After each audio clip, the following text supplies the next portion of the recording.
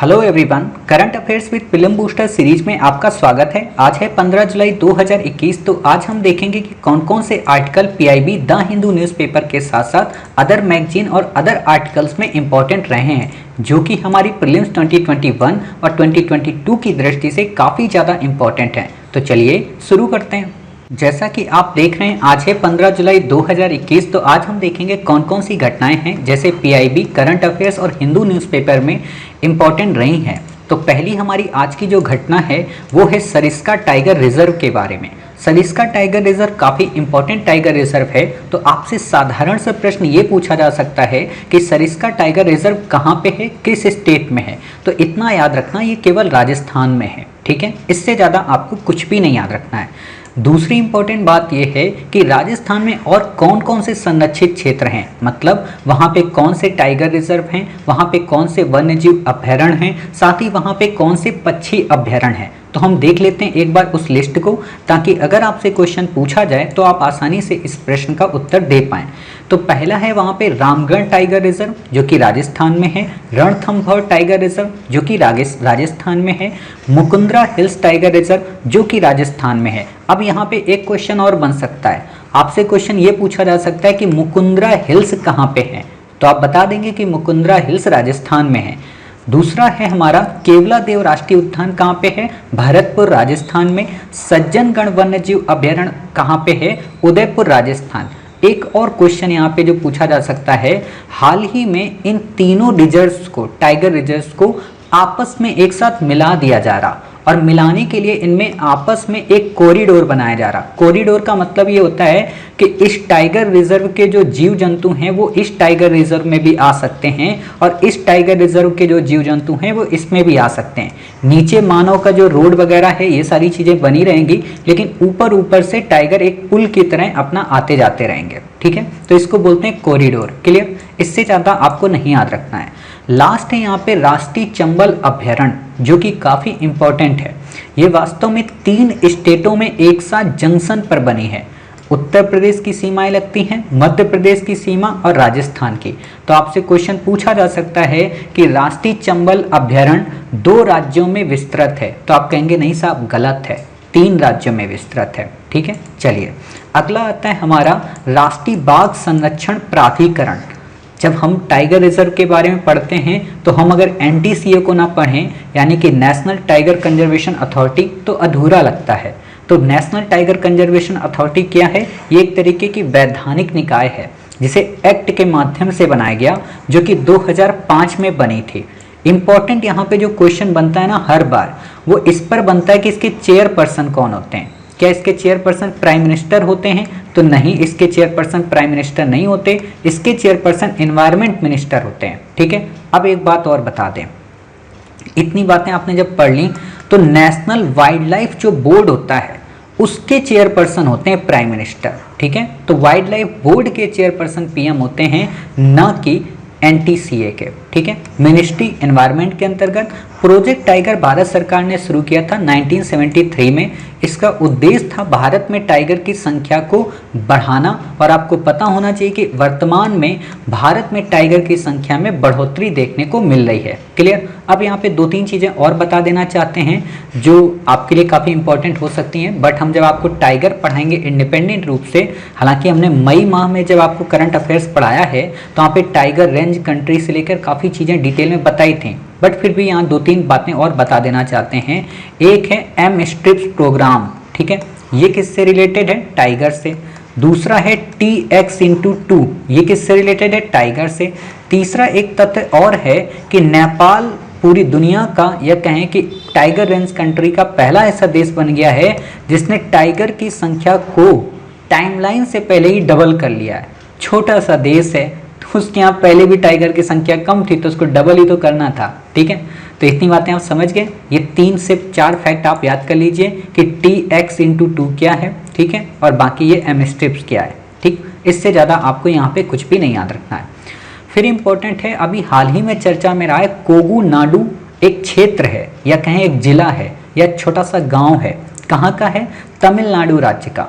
चर्चा में इसलिए क्योंकि इसका कोई नामो निशान ना तो राशन कार्ड में है और ना ही किसी क्षेत्र में है। मतलब मैप में इंडिया के तो है, बट तमिलनाडु राज्य के मैप में ये नहीं दिखाई पड़ता है, तो इसलिए फिर से चर्चा में आ गया है। वहां के लोगों ने बताया कि भाई एक गांव ये अस्तित्व में है, इस गांव को आप देख लीजिए। अब इस गांव को आपको डिटेल के बारे में डिटेल में नहीं पढ़ना है, काफी सारी वेबसाइट में इसमें बहुत ज्यादा डिटेल में दिया है, हमें नहीं पढ़ना है। आपसे सिंपल सा क्वेश्चन बस यही पूछेगा कि प्राचीन भारत में कोगुनाडु नाम का जो क्षेत्र था वो कहाँ पे वर्णित है आधुनिक समय में, तो तमिलनाडु राज्य में। ठीक है, जैसे यूपीएससी ने कई बार क्वेश्चन पूछे हैं चंपा को लेकर कि चंपा क्षेत्र कहाँ पे है।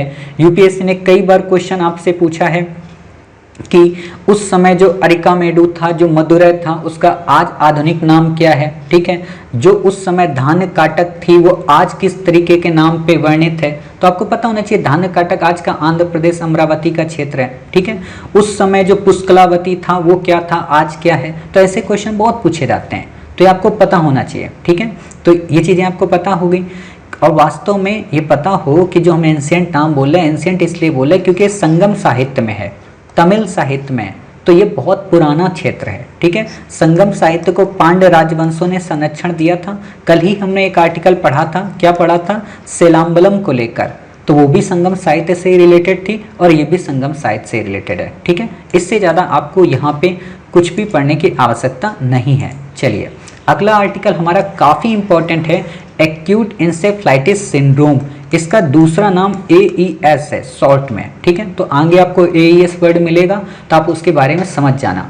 इम्पोर्टेंट क्या है, वास्तव में इस सिंड्रोम के होने का जो सबसे बड़ा कारण है वो वायरस है, यानी कि ये सिंड्रोम वायरस के कारण होता है। लेकिन कई बार देखा गया कुछ दशकों से कि बैक्टीरिया भी इसका रिस्पॉन्सिबल है, कवक भी, पैरासाइट्स भी, स्पाइरोकेट्स भी, कई सारे विषाक्त जो रसायन हैं, कई विषाक्त जो पदार्थ हैं, उनसे भी ऐसा ये सिंड्रोम या कहें ऐसी ये डिजीज मानव में हो जाती है।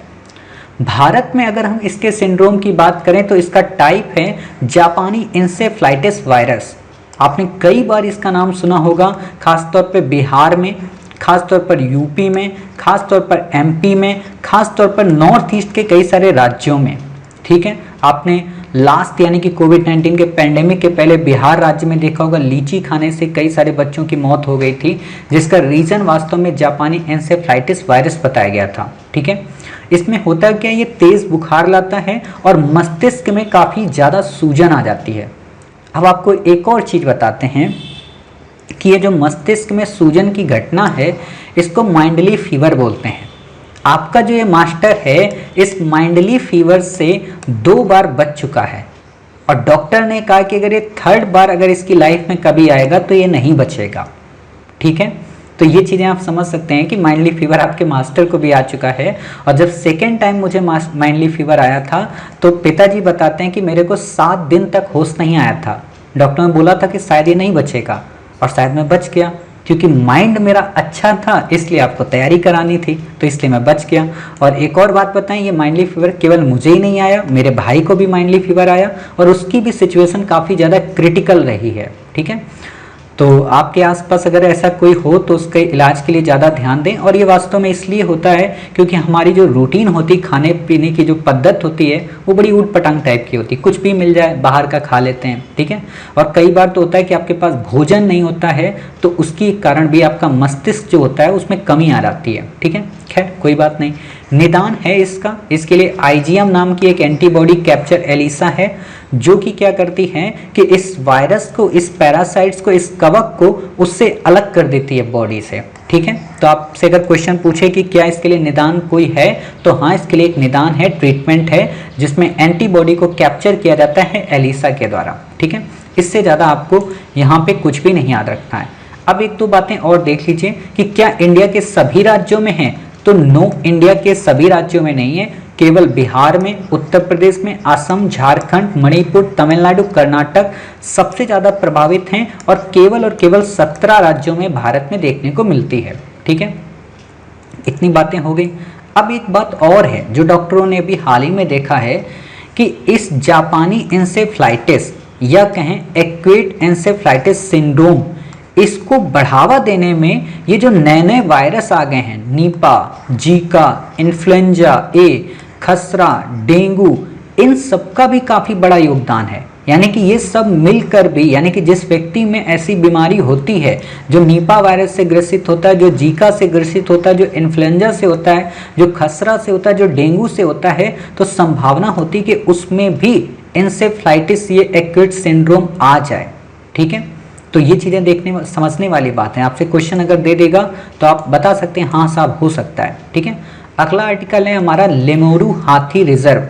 लेमोरू हाथी रिजर्व कहाँ पे है? छत्तीसगढ़ राज्य में। आपसे इतना ज़्यादा नहीं पूछेगा, बट छत्तीसगढ़ में अन्य जो संरक्षित क्षेत्र हैं उस पर सुमेलित करने को आपसे क्वेश्चन पूछा जा सकता है। पहला है अचनकमार टाइगर रिजर्व, दूसरा इंद्रावती टाइगर रिजर्व, तीसरा सीतांदी उदंती टाइगर रिजर्व। क्लियर? तो ये 3 क्वेश्चन आपसे पूछे जा सकते हैं कि ये तीनों कहाँ पे हैं, तो आप बता देंगे कि साहब तीनों के तीनों छत्तीसगढ़ में हैं।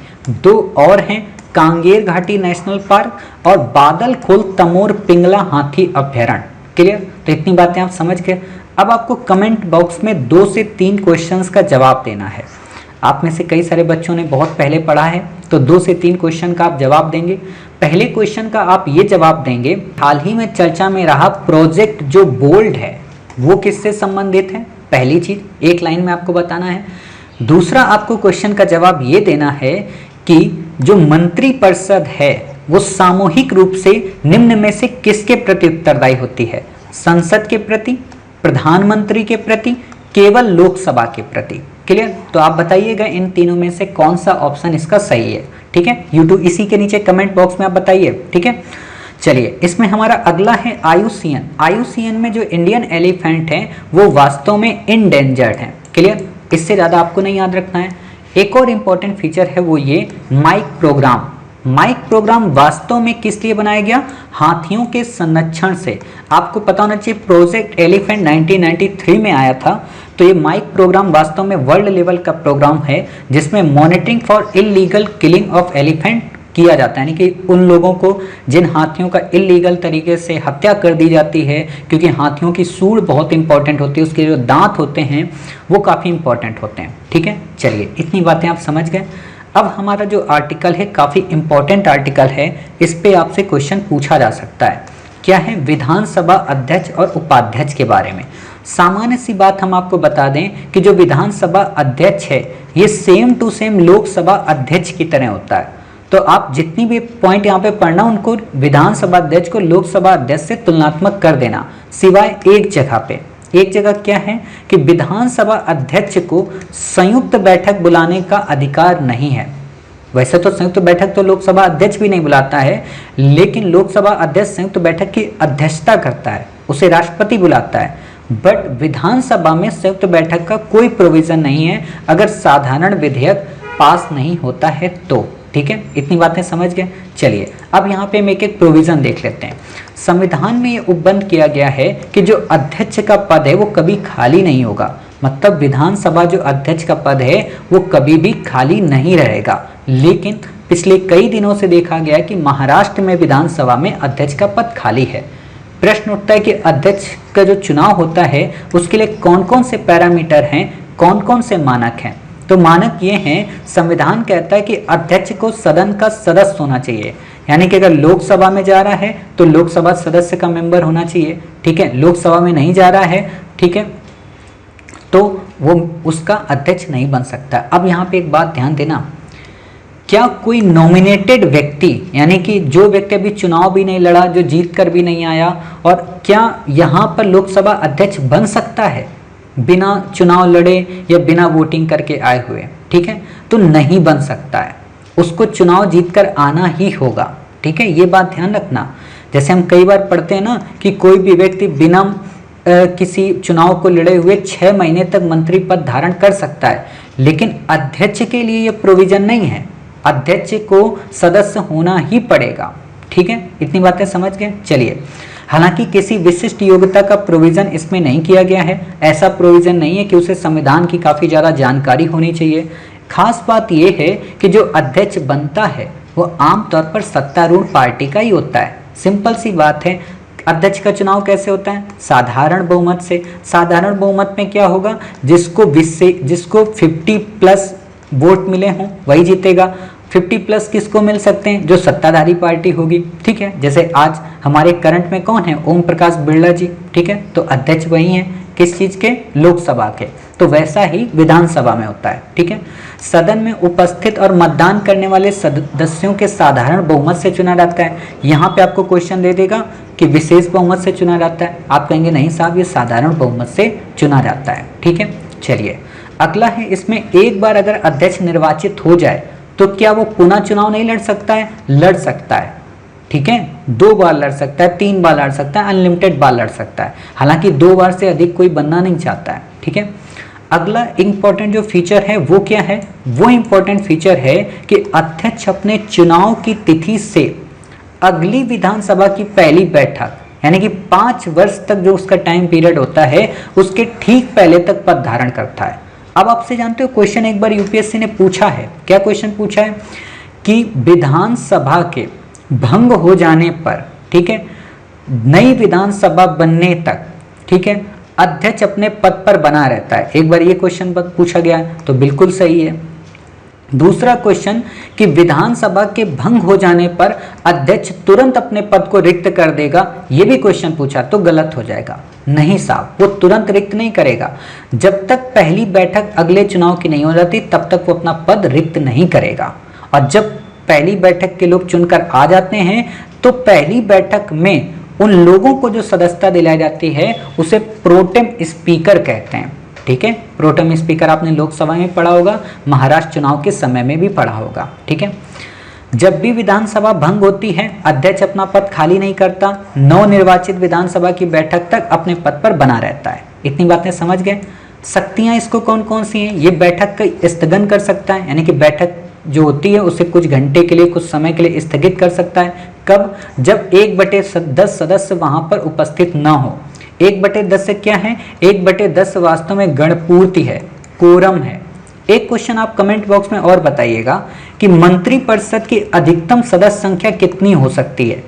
संसद के संबंध में या लोकसभा के संबंध में, किसके परिप्रेक्ष्य में इसको देखा जाता है, ठीक है। यानी कि मंत्रिपरिषद जो बनेगी उसमें कम से कम कितने मेंबर हो पाएंगे, तो ये आप बताना कमेंट बॉक्स में। 3 क्वेश्चन हो गए आपके, ठीक है। चलिए इतनी चीजें हो गई। अब बात आती है धन विधेयक पर अंतिम निर्णय इसी का होता है, कोई उस पर विचार विमर्श नहीं हो सकता।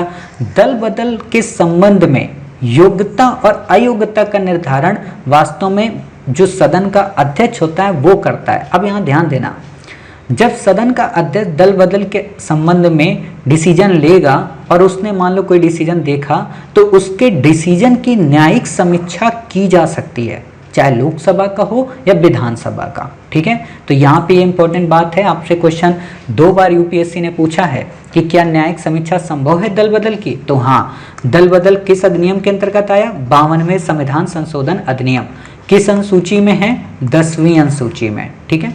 समितियों के गठन में इसकी भूमिका है, कई समितियों की अध्यक्षता करता है। जैसे आप लोकसभा में लोक लेखा समिति देखते हो, प्राक्कलन समिति देखते हो, सरकारी उपक्रम समिति देखते हो, तो उसी तरीके से उनके अध्यक्षों की नियुक्ति यही करता है। लेकिन कई समितियां ऐसी हैं जिसकी स्वयं ये अध्यक्ष होता है, जैसे कार्य सलाहकारी समिति, प्रयोजन समिति, नियम समिति, इनकी ये स्वयं अध्यक्षता करता है, ठीक है। इसको क्या विशेषाधिकार प्राप्त हैं? ये सदन, उसकी समितियों, उसके सदस्यों, उसके अधिकारों तथा विशेषाधिकारों का संरक्षक होता है। मतलब जो सदन है वहाँ पे जितनी भी समितियाँ काम करती हैं, जितने भी सदस्य हैं, उनके अधिकारों का और उनके विशेषाधिकारों की रक्षा करने का काम करता है ताकि उनका हनन ना हो। हटाया कैसे जा सकता है? इसे केवल 3 तरीके से हटाया जा सकता है। पहला, ये विधानसभा का सदस्य ही ना रहे। दूसरा, उपाध्यक्ष को अपना इस्तीफा ही सौंप दे। तीसरा, सदन के सभी सदस्य बहुमत से प्रस्ताव पारित करते हैं। क्लियर? तो इससे क्या होगा कि इसका पद समाप्त हो जाएगा। अब ध्यान देना, सभी सदस्यों की बात की जा रही है और दूसरी बात 14 दिन पहले नोटिस दिया जाए, ठीक है। वहां पे क्या था? उपस्थित और साधारण बहुमत, यानी कि चुना तो जाएगा उपस्थित और साधारण बहुमत से, लेकिन हटाने के लिए सभी लोगों की जरूरत है, ठीक है, सभी सदस्यों के बहुमत की। मान लो कहीं पे 250 मेंबर हैं तो 250 मेंबर में 250 के 50 उपस्थित हों पूरे, ठीक है, और 250 की उपस्थित में इसमें जो बहुमत आएगा यानी कि 126, ठीक है, उससे अगर पास हो जाता है तो ये पद से हट जाएगा। हालांकि आज तक ऐसा हुआ नहीं है। विधानमंडल में संयुक्त बैठक का कोई प्रोविजन नहीं है। जैसे आप लोकसभा में देखते होंगे ना कि लोकसभा में कोई अगर साधारण विधेयक पेश हुआ है और साधारण विधेयक को लेकर अगर राज्यसभा में गतिरोध है, राज्यसभा सुधार की डिमांड करती है और लोकसभा फिर भी सुधार देती है, लेकिन फिर भी राज्यसभा पारित नहीं करती, तो इन दोनों को समझाने के लिए राष्ट्रपति संयुक्त बैठक को आहूत करता है और आहूत करने पर संयुक्त बैठक की अध्यक्षता लोकसभा अध्यक्ष से करवाता है। ठीक है, और लोकसभा के नियम के अनुसार ये संयुक्त बैठक होती है। इतनी बातें समझ गए। लेकिन राज्यसभा में, राज्यसभा कह रहा हूं, राज्य विधानसभा में ऐसा कोई प्रोविजन संयुक्त बैठक का नहीं है। एक और बात, धन विधेयक के संदर्भ में और संविधान संशोधन विधेयक के संबंध में संयुक्त बैठक नहीं बुलाई जा सकती। एक और बात, संविधान संशोधन विधेयक को राज्य के विधानमंडल में नहीं लाया जा सकता। ठीक है, तो ये कई सारे इंपॉर्टेंट फीचर हैं जो हमने आपको बता दिए। उम्मीद है आप समझ गए होंगे। तो उम्मीद है आज की आपकी 15 जुलाई के करंट अफेयर्स काफ़ी इंपॉर्टेंट आपने पढ़े विधानसभा अध्यक्ष और उपाध्यक्ष को लेकर, जो कि काफ़ी इंपॉर्टेंट है। उम्मीद है आपको समझ में आए होंगे। मिलते हैं कल कुछ नए आर्टिकल 16 जुलाई में। तब तक अपना ख्याल रखिए और स्वस्थ रहिए।